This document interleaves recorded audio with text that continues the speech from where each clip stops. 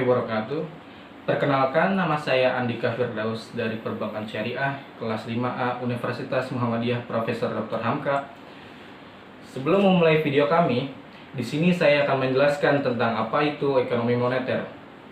Secara umum, ekonomi moneter dikatakan bahwa ekonomi moneter adalah bagian dari ilmu ekonomi yang secara khusus mempelajari sifat, fungsi, peranan, serta pengaruh uang terhadap aktivitas perekonomian sebuah negara. Di kelompok kami akan menjelaskan tentang apa itu lembaga keuangan yang ada di Indonesia dan pengaruh lembaga keuangan terhadap perekonomian di Indonesia. Sebelum memulai, apa saja lembaga yang ada di Indonesia, saya di sini akan menjelaskan pengertian lembaga keuangan terlebih dahulu. Lembaga keuangan merupakan badan usaha atau institusi di bidang jasa keuangan yang bergerak dengan cara menghimpun dana dari masyarakat dan menyalurkannya untuk pendanaan serta mendapatkan keuntungan dalam bentuk bunga atau persentase. Meski demikian, kegiatan usaha lembaga ini dapat berupa penghimpunan dana saja, menyalurkan dana saja, atau keduanya sekaligus. Nah, selanjutnya manfaat lembaga keuangan. Di setiap lembaga yang bergerak di bidang ekonomi keuangan memiliki peranan penting dan manfaat bagi masyarakat dan perekonomian. Beberapa manfaat yang dapat ditemukan antara lain adalah manfaat likuiditas, pengalihan aset, realokasi pendapatan, dan kemudahan transaksi. Kedua, saya akan membahas tentang bank. Di dalam lembaga keuangan, salah satunya ada bank. Bank merupakan lembaga keuangan yang memberikan jasa keuangan yang paling lengkap. Di samping menyalurkan dana atau memberi pinjaman atau disebut kredit, juga usaha menghimpun dana dari masyarakat luas dalam bentuk simpanan. Lembaga ini diatur oleh regulasi keuangan dari pemerintah.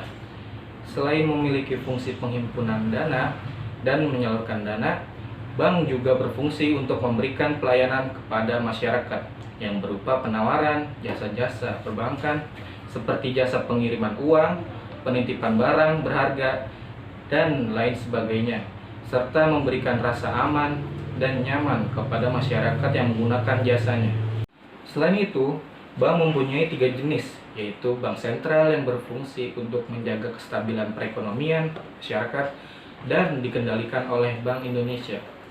Bank umum yang memberikan layanan jasa keuangan serta transaksi, dan bank pengkreditan rakyat untuk menerima simpanan dalam bentuk deposito berjangka. Nah, selanjutnya ada fungsi bank. Yang pertama itu, bank berfungsi sebagai yang menghimpun dana masyarakat dengan cara mengeluarkan dokumen berharga. Dengan cara ini, dana masyarakat akan lebih aman dan tersimpan dengan baik. Yang kedua, menyalurkan dana kepada masyarakat. Yang ketiga, menyediakan layanan jasa bank. Yang keempat, lembaga penyedia jasa, pembayaran, serta peredaran uang. Dan yang terakhir adalah meningkatkan kesejahteraan atau taraf hidup masyarakat banyak. Nah, selanjutnya ada jenis bank. Yang pertama, bank umum merupakan bank yang melaksanakan kegiatan usaha secara konvensional, dana atau berdasarkan prinsip syariah yang dalam kegiatannya memberikan jasa dalam lalu lintas pembayaran. Beberapa kegiatan yang dilakukan oleh bank umum adalah menghimpun dana dari masyarakat dalam bentuk simpanan berupa giro, deposito berjangka, sertifikat deposito, dan tabungan atau bentuk lainnya yang berupa dan menyalurkan kredit. Bank umum kemudian dibagi menjadi 2, yaitu bank umum milik negara dan bank umum milik swasta. Yang kedua, ada bank perkreditan rakyat. Bank ini atau biasa disebut Bank Perkreditan Rakyat atau BPR adalah bank yang melaksanakan kegiatan usaha secara konvensional atau berdasarkan prinsip syariah yang dalam kegiatannya tidak memberikan jasa dalam lalu lintas pembayaran. BPR merupakan bank yang menerima simpanan dalam bentuk deposito berjangka, tabungan, dan bentuk lainnya. Beberapa kegiatan yang boleh dilakukan oleh BPR adalah menghimpun dana dari masyarakat dalam bentuk simpanan, memberikan kredit, menyediakan pembayaran bagi nasabah berdasarkan prinsip bagi hasil, menempatkan dananya dalam bentuk sertifikat Bank Indonesia atau SBI, dan deposito atau tabungan pada bank lainnya.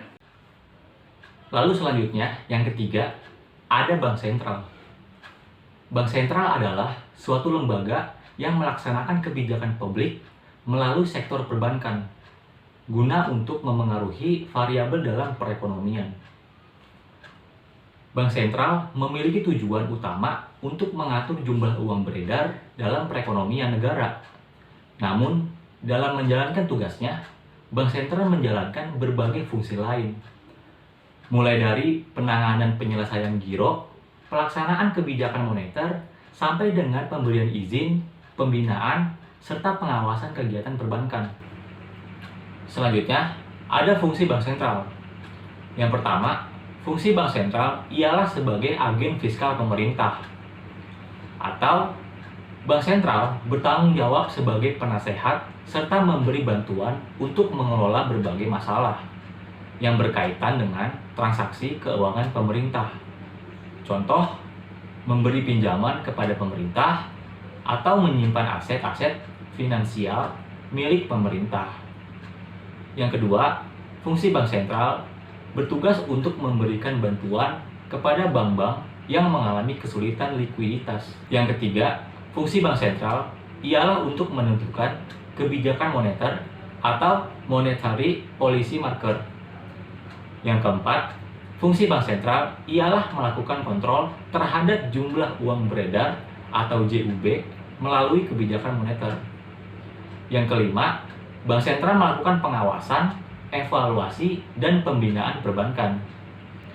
Lalu fungsi bank sentral yang terakhir ialah sebagai penanganan transaksi giro.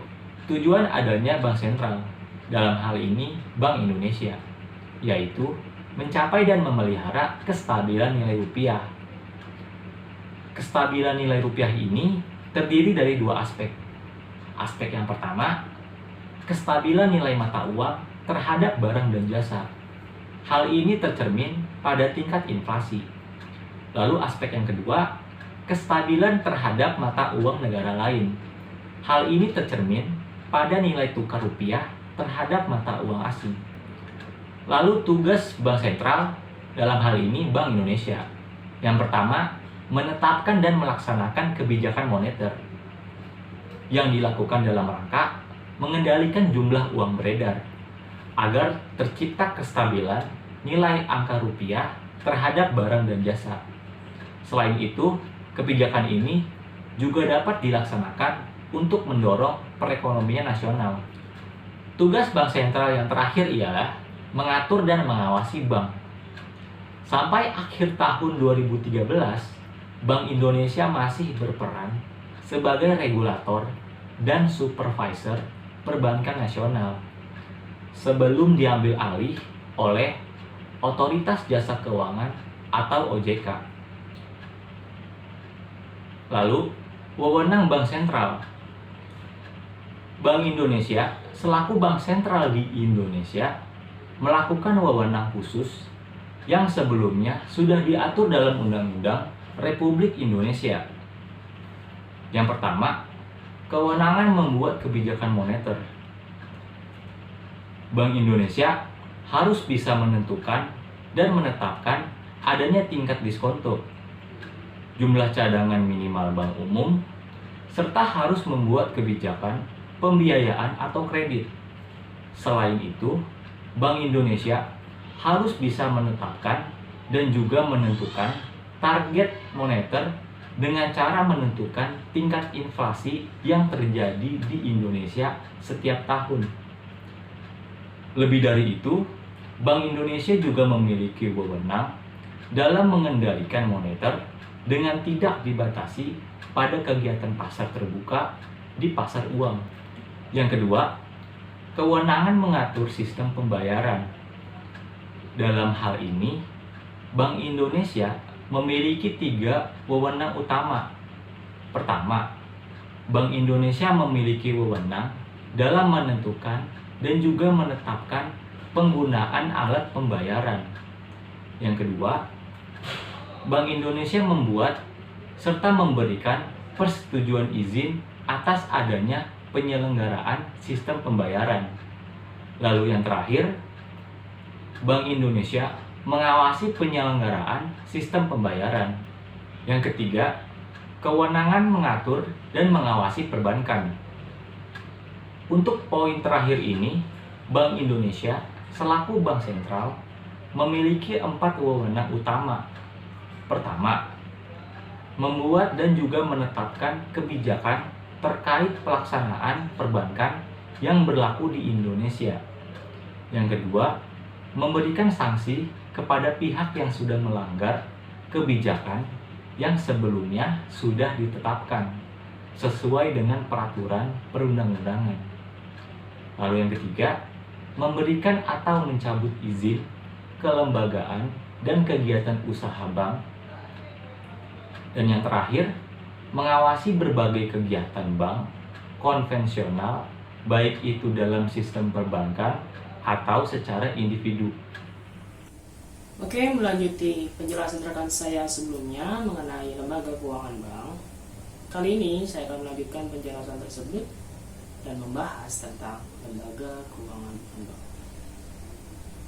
Jadi lembaga keuangan bukan bank, disingkat dengan LKBB, adalah suatu lembaga atau badan yang melakukan aktivitas keuangan baik secara langsung maupun tidak langsung menghimpun dana dari masyarakat dengan menerbitkan surat-surat berharga dan menyalurkan dana tersebut untuk membiayai investasi di berbagai perusahaan.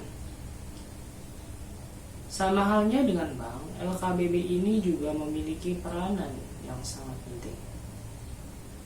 Sangat penting bagi pertumbuhan perekonomian suatu negara. Sebab dengan adanya LKBB, secara otomatis konsumsi domestik akan bergerak maju dan mendorong lajunya perekonomian suatu negara. Namun fungsi dan tugasnya lah yang membedakan antara bank dan lembaga keuangan bukan bank. Nah, setelah kita tahu apa itu LKBB, jadi LKBB sendiri itu mempunyai fungsi loh. Fungsi utama dari LKBB itu pemberian bantuan modal atau pemberian bantuan modal LKBB ini yang biasanya dalam bentuk kredit baik jangka panjang atau jangka pendek. Lalu ada mengumpulkan dana. Jadi mengumpulkan dana ini memiliki fungsi sebagai pengumpul dana dari masyarakat dengan mengeluarkan dokumen berharga dan menyalurkan kembali untuk pembiayaan investasi kepada perseorangan maupun perusahaan yang membutuhkan. Lalu, selain sebagai pengumpul dana, LKBB juga mendorong pengembangan perekonomian pasar uang dan pasar modal. Selain sebagai pengembang perekonomian pasar uang dan pasar modal, LKBB sendiri menjadi perantara atau berperan menjadi perantara bagi perusahaan-perusahaan di Indonesia, serta menjadi badan hukum pemerintahan dalam pengadaan kredit di dalam negeri maupun di luar negeri. Lalu, LKBB sendiri itu mempunyai tujuan, yaitu membantu terdorongnya perkembangan pasar modal, pasar uang, dan membantu permodalan suatu perusahaan dengan perekonomian daerah yang utama ialah yang golongan bawah. Selain dengan tujuan, LKBB sendiri memiliki jenis-jenis. Seperti di Indonesia sendiri, ada banyak sekali lembaga keuangan bukan bank. Seperti koperasi simpan pinjam. Koperasi simpan pinjam itu menjadi salah satu jenis lembaga keuangan bukan bank yang cukup populer di Indonesia. Dari koperasi simpan pinjam, yaitu untuk menghimpun dana dari para anggotanya dan menyalurkannya kembali kepada para anggota lain serta masyarakat umum. Sampai saat ini, koperasi simpan pinjam masih menjadi tujuan utama bagi banyak masyarakat yang ingin meminjam dana. Selain koperasi simpan pinjam, di LKBB sendiri itu ada perusahaan asuransi. Pastinya kita tidak asing dengan perusahaan asuransi, bukan? Memang di Indonesia itu banyak sekali perusahaan asuransi. Ada banyak sekali jenis asuransi yang bisa dipilih oleh pengguna sesuai dengan kebutuhannya. Mulai dari asuransi jiwa, asuransi kesehatan, kendaraan, hingga properti. Selain asuransi, ada juga dengan pasar modal. Dilansir dari IDX, Pasar modal adalah pasar untuk berbagai instrumen keuangan jangka panjang yang bisa diperjualbelikan. Instrumen keuangan tersebut meliputi surat utang atau obligasi, saham, reksadana, dan masih banyak yang lainnya. Di pasar modal sendiri juga menjadi sarana pendanaan bagi perusahaan atau institusi pemerintahan untuk kegiatan investasi. Jadi, pasar modal sendiri itu sangat berperan penting bagi perkembangan perekonomian suatu negara. Selanjutnya, di LKBB itu ada perusahaan pegadaian. Jenis lembaga keuangan bukan bank. Seperti Pegadaian ini tentunya lembaga yang sudah cukup familiar bagi kita semua. Jadi Pegadaian itu adalah suatu lembaga keuangan yang menyediakan fasilitas pinjaman dengan jaminan tertentu. Sampai kini masih banyak sekali orang yang memilih Pegadaian sebagai tempat untuk memperoleh pinjaman dana, meskipun mereka harus menjaminkan suatu barangnya. Selanjutnya di LKBB itu ada perusahaan modal ventura. Menurut OJK, perusahaan modal ventura adalah badan usaha yang melakukan usaha pembiayaan atau penyertaan ke dalam perusahaan yang menerima bantuan pembiayaan. Beberapa kegiatan dari perusahaan modal ventura antara lain penyertaan saham, penyertaan pembelian obligasi konversi, serta pembiayaan atas dasar bagi hasil usaha. Selanjutnya, di LKBB itu ada leasing atau suatu perusahaan sewa guna atau sering disebut juga dengan leasing, yang merupakan jenis dari lembaga keuangan bukan bank, yaitu menawarkan cara pembayaran dengan cara kredit atau cash khusus barang-barang tertentu. Mereka juga menggunakan sistem kontrak dengan pembelian cicilan. Leasing juga cukup populer loh di Indonesia. Masih banyak sekali orang-orang yang memilih mengajukan kredit, misalnya untuk membeli kendaraan lewat perusahaan leasing. Nah, yang terakhir, di LKBB ada dana pensiun. Apa sih dana pensiun? Jadi, dana pensiun itu adalah suatu perusahaan yang kegiatannya itu mengelola dana pensiun dari suatu perusahaan atau instansi pemberi kerja. Perusahaan dana pensiun akan bekerja sama dengan perusahaan atau instansi lainnya untuk menyimpan sebagian dari gaji karyawan setiap bulannya. Kemudian saat sudah pensiun, dana yang disimpan tersebut akan dikembalikan tiap bulan kepada karyawan dan keluarganya.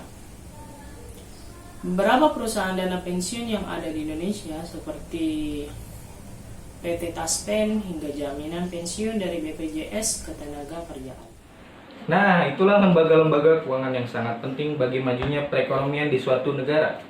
Semua perusahaan memerlukan bantuan lembaga keuangan, baik bank ataupun lembaga keuangan non-bank.